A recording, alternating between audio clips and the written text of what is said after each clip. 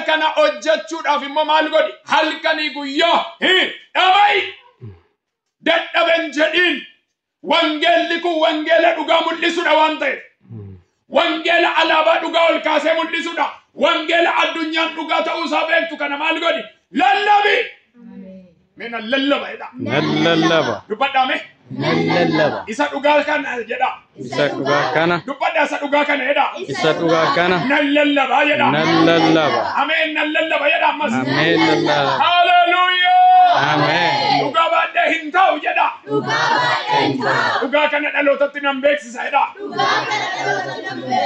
ameen ameen ameen kanaaf yeroo hundumaa kan nurraa eegamu yeroo nani walitti qabu dhugaa duukaa bu'uutu nurraa eegama gaafa dhugaa duukaa buunu maal taana tokko firan qabnu gaafa dhugaa duukaa buutan firan qabdan maaliif addunyaan kun soba simatti dhugaa caala nagama nagama addunyaan kun maal simatti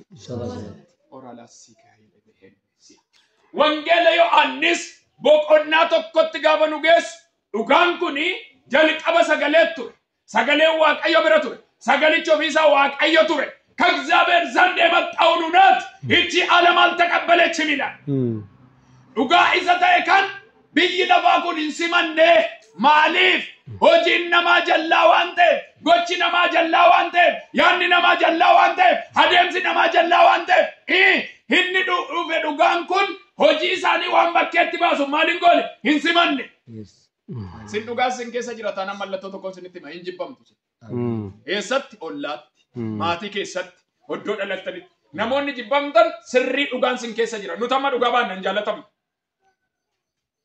orala sika hele hos wili yeroo darbee kamisa sinitti meera ani iddoo baay'eetti nama nafaana walii galu nagarre yoo dhugaa baatee nafaana walii gala malee soba baatee nafaana walii galu kun kennaa kooti Hinni na keessa jiru dhugaa waan ta'eef warra dhugaa baana walii galan barbaada. Nagama. Nagama. Yesus gooftaadha. Ameen. Hiriyaa akkamii qabda jedhaan himi. Hiriyaan si faana oolu jedhaan himi. Hiriyaan ati wajjin ooltu jedhaan himi. Nama akkamiiti jedhaan himi. Waldaa keessatti jedhaan himi. Biyya keessatti jedhaan himi. Oddoo deemtutti jedhaan himi. Hiriyaa akkamii qabda jedhaan himi. Hiriyaa dhugaa hiriidhu. Hiriyaa dhugaa deeggaru moo jedhaan himi. Hiriyaa soba deeggaru qabda jedhaan himi. Ameen. Itti yaadaan.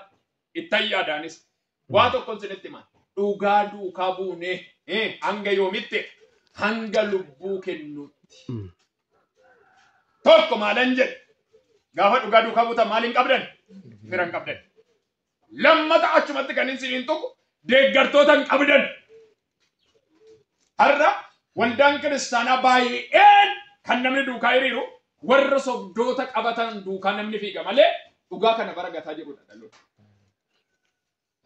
Dhugaa dhaloonni gatuunsaa dhugaan hin bade jechuu miti hin qaadeebi'ee maaliif dhugaan ilma waaqayyooti barri irran darbu ameen jettu sun nama mee sagalee ol kaasii dhugaan hin badu jedha dhugaan hin badu maaloo galteellee sii gala dhugaan hin badu እውነት አይጠፋም dubbadhaa dhugaan hin badu jedha dhugaan hin badu mandara keessatti jallisanii biyya keessatti waldaa keessatti mootota biratti jallateedhaaf dhugaan hin badu dhugaan ilma waaqaati.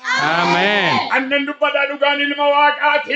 Ameen. Dhugaan tokkicha waaqayyo abbaa biraa nuu dhufedha. Ameen. Ameen. Maaloo kaasaa sagalee dhugaan hin badu jedha. dhugaan hin badu Dubbadhaa dhugaan hin badu jedha. dhugaan hin badu Dabalaa dubbadhaa dhugaan hin badu jedha. dhugaan hin badu Maqaa Yesuusiin miidiyaa hawaasummaa keenya hordofaa kan jirtan furtuu miidiyaa foor hordofaa kan jirtani dhugaa hin badeera kan jettan biyyi keenya dhugaa dhabde kan jettan addunyaan dhugaa dhabde kan jettani dhugaan ilma waaqayyooti ka'ee mul'atu. Ameen. Mee ameen. Ameen. Dhugaa duukaa gaafa buutan keessa keessan boqonnaa qaba akkamitti lolamaa jibbamaa harrabsamaa gadi qabamaa dhugaan keessa kee jira taanaan hin boqotta.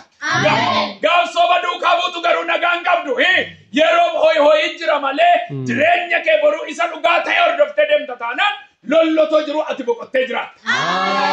Hin lolamtaa inni ayyaana sii dabalaa deemta. Hin lolamtaa eebbifamaa deemta. Hin lolamtaa bal'achaa deemta. Ani nan dubbadha dhugaa baattanii kan sinitti cufame waaqayyo sinirraa bana barana. Dhugaa baattanii kan gadi jettan ol jettu jedha waaqayyo baatanii cabuun hin jiru. Dhugaa baatanii kufuun hin jiru. Dhugaa baatanii awwaalamuun hin jiru firaa. Amen. Amen. Amen. Hallelujah. Amen. Mee dubbadhaa dhugaa baatanii awwaalamuun hin jiru jedha. Dhugaa baatanii awwaalamuun hin jiru. Amen. Amen. Hallelujah. Dhugaa baatanii awwaalamuun hin jiru. Inni kan biraa gaafa dhugaan sin keessa jiru gaafa dhugaa duukaa buutan sin awwaalu oddoo sin awwaalamtanii garuu ulfinaan sin baasa ilmi Waaqaa. Amen. Hallelujah. Amen. Amen. Dhugaa gaafa baattani tokko eessatti jibbamtu maatii gidduu. Amen. Sin gadaasa waldaa isa biyyaatti hin bayina qo'a sin ittiin hima. Maatii gidduutti warri dhugaa baatan hin jibbamu. Yoosefin yoo argitan seera uumamaa boqonnaa 39 irratti oddoo lama dubbadheen xumura. Yoosef gaafuma inni uumamu Waaqayyo mucaa kana mucaa dhugaa duukaa bu'u godhe. Yoosef maatii gidduutti soba faana waliin galu hin dhagawe. Abbaasaa Yaaqoobiin akka jedhani waan Waaqayyo natti hime qaba. Habjuu Waaqayyo natti agarsiise qaba. Habjuu dhugaadha duukaa bu'e jennaan akkam jedhan obbolaan. Qoyni akkas goona jedhan. Qoyi jedhan inni dhugaa baateetu jarrin beela'an jedhee lafa oolota tiksanitti barbaacha deema. Isaan garuu akkas godhan. Jennaan qoyme gurbaa kana akkas goona hin ajjeefne jedhan. Ajjeefne bineensaaf kennina. Maalidha isaan obbolaadha. Wajjin dhalatan. Maatii tokko. Garuu maal jedhu? Hin ajjeefne. Nagama. Nagama. Mee harka ol kaasaa. Soba duukaa bu'eedha. Soba duukaa bu'ee. Du'urreedha. Du'urra. Dhugaa duukaa bu'ee du'unaa wayyeedha. Amen. Amen. Sababbiin isaa jedha. Sababbiin isaa. Dhugaa duukaa yoon bu'e jedha. Dhugaa duukaa yoon bu'e. Galgalli koo jedha. Galgalli koo. Boqonnaadha jedha. Boqonnaa. Fayyinaadha jedha. Fayyina. Warri isinii galee iyyamee. Amen. Hallelujah. Yoosefiin akka jedhan deebi'anii immoo qoymeen ajjeefnu jedhan. Eenna uffata isaa kana fuuneetu asuma oolaa tokko qallee dhiigaan magneetu abbaa gallee bochifne jedhan sobdoota. Obbolaadhuma isaan sobdoota mucaan dhugaa baata. Argitanii manuma keessayyuu warri dhugaa baatanii fi warri soba baatan wajjin jiru jechuudha. Garuu Yoosef isaan faana waliin galu. Waa tokkoon sanitti hima dhugaan sin keessa jira taanaan biyya lafaa kana keessatti nama faana walii galteen godhan jedhina. Maaliif dhugaan sin keessa jiru waan dhugaa barbaada. Nagama. Nagamaan. Hesh. Deebisanii immoo akka jedhan hin gurguranna jedhan gad darbanna jedhan waa barbaadanaa godhan dhugaan biraa nafne. Oofeet jarri dakattafte Yoosefin garuu geessee mootii godheedha. Amen. Maal harka kaasaa? Hallelujah. Dhugaa duukaa bu'i ollaa keessatti kan caalee argamu siidha. Amen. Sittarraa dhugaa duukaa bu'i biyya keessa kan mataa ta'u siidha. Amen. Sobdoonni bara galuuf jedhanidha dhugaa duukaa bu'i milkooftaa. Amen. Hallelujah. Amen. Mee harka ol kaasaa? Hallelujah. Bara waldaa keessatti sobdoonni baay'atan bara biyya keessatti bara addunyaa keessatti sobdoonni abarsaa jiran Waaqayyo sobdootaan galcha siin garuu mataa si godha. Amen. Akkuma Yoosef du'eera jedhanii gatanii deebi'ee mana hidhaayyuu ba'ee mootii ta'e Waaqayyo sobdoota gabsirraa godhee mataa si godha. Amen. Sobdoota sirraa qabee alaabaa moo'ichaa siilaa taame. Amen. Hallelujah. Kanaaf bira koo dhugaa duukaa bu'aa bara jiraattanitti. Dubbii dhageenya nuuf haa eebbisu Waaqa. Ol jedhaa dhaabbadha. Raalaas seekiyaa wiila bahasiyaa. Reete keetee yelee behesse. Harka ol kaasaa gara Waaqayyooti. Ol kaasaa harka keessa. Kaa dhaabbadha harka ol kaasaa. Haaleluu. Ameen hafuura qulqulluu. Harka keessan gara Waaqayyooti ol qabaa. Hafuura Waaqayyoo gooftaa. Hallelujah. Amen, amen, amen, amen, amen,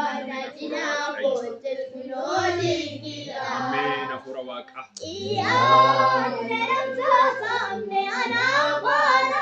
Amen, hafuura qulqulluu.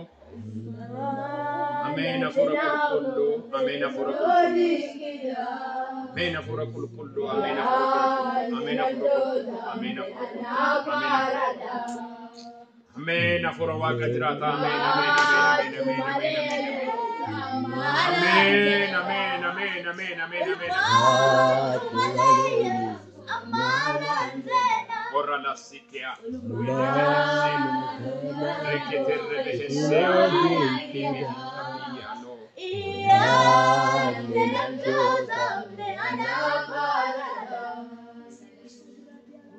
Harkol kasa.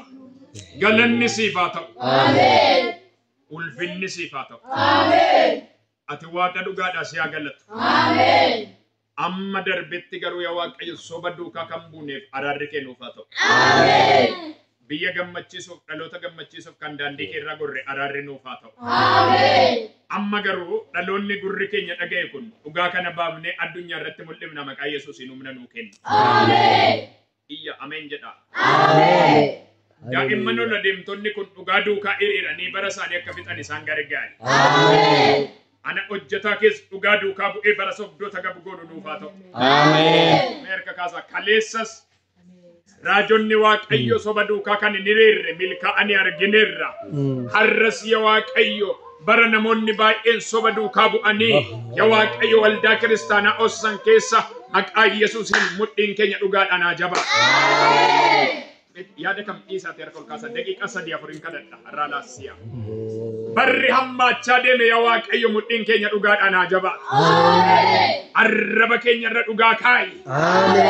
Dhugaadhaan wareegamuu, dhugaan morma kennuu, dhugaadhaaf hidhamuu, dhugaadhaaf reebamuu, wangeela dhugaa kana akka dubbannu maqaa Yesuusiin ayyaana nuu dabali. Kaleessa dhugaa kana jedhanii zayitiin affeelamanii gooftaa, zayitii danfutti gatamanii, magaaziidhaan iddoo lamatti muramanii. Bool'a leencaatti darbatamanii leenci kan cire jiru dhagaan reebamanii dhiigni isaanii dhibaayyuu ta'e. Yaa Waaqayyo gooftaa namni waan darbuufu karaa irratti dhiigni dhangala'aa jira. Isa dhugaa dubbii kee jireenya kanaaf akka of kenninu nu gargaari. Iyyaatuma ameen jedhaa nu gargaari. Nu gargaari. Nu gargaari. Nu gargaari. Nu gargaari. Harka ol kaasaa sobaan kan guutte addunyaa kana keessatti. Kana Timoote ilma Waaqaa humna qabda aangoo qabda daraa humna nuu kenni. Bara dhaloonni lallaba ta'uu barbaadu kana bara namoonni raajii ta'uu barbaadu kana akka ta'uufitti bara namni wal waamu kana maaloo ayyaana nuu dabali. Namoonni amantan nafaana kadhadhaa galaa sinii ta'a. Nafaana kadhadhaa humna sinii ta'a. Nafaana ta'a warra waan sin ceesisu sinii ta'a. Nafaana ta'a waan ittiin galma geessan sinii ta'a. Nama baay'een dhugaa kana yaa Waaqayyo baatee cabee adaraa haa ka'an bara kana keessa. Namoonni dhugaa baatanii awwaalaman haa ka'an bara kana keessa. Iddoo awwaalamanii haa ba'ani gooftaa. Sobdoonni waldaa keessa kan awwaalan irraa dii. Sobdoonni biyya keessa kan awwaalan irraa dii. Waajjira mootummaatti sobni kan awwaale irraa dii. Mootota keessa sobni kan awwaale irraa dii. Namoonni dhugaa baatanii cabanaa fayyanii. Abayyanii. Abayyanii. Abayyanii. Abayyanii. Abayyanii. Abayyanii. Abayyanii. Dhugaa baatanii mana hidhaatti kan galan. Dhugaa baatanii hospitaalatti kan galani. Dhugaa baatanii firaan kan cabani. Dhugaa baatanii firaan kan gatamani. Dhugaa baatanii waldaan kan gatamani. Dhugaa baatanii geggeessitootaan kan gatamani. Dhugaa baatanii tajaajiltootaan kan gatamani. Yaadadhu. Harka kaasaa iyyaameen jedha yaadadhu jedhe. Galmeen kee ni ilaala yaadadhu. Yaadadhu. Yaadadhu. Dhugaa baatanii qabeenya kan dhaban.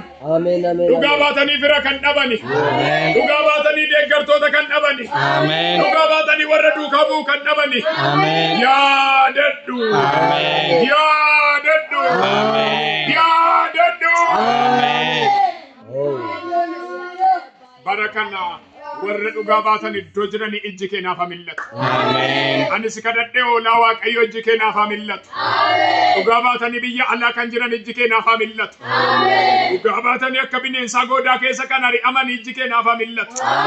Fagoo dhiyoodhaa dhugaa baatanii kan rakkatan ijji kee naaf haa mil'atu. Dhugaa. Dhugaa.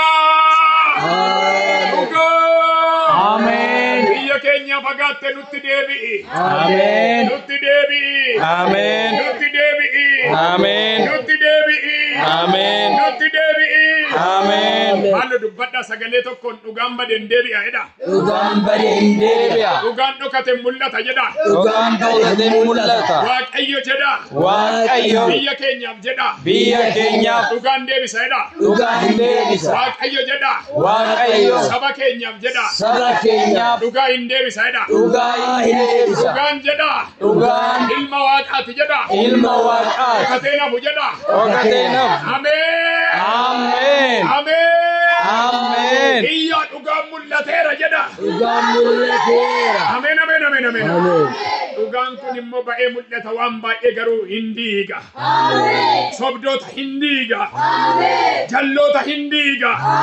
Waliin dhooftota hin diiga. Dhugaan kun alaabaan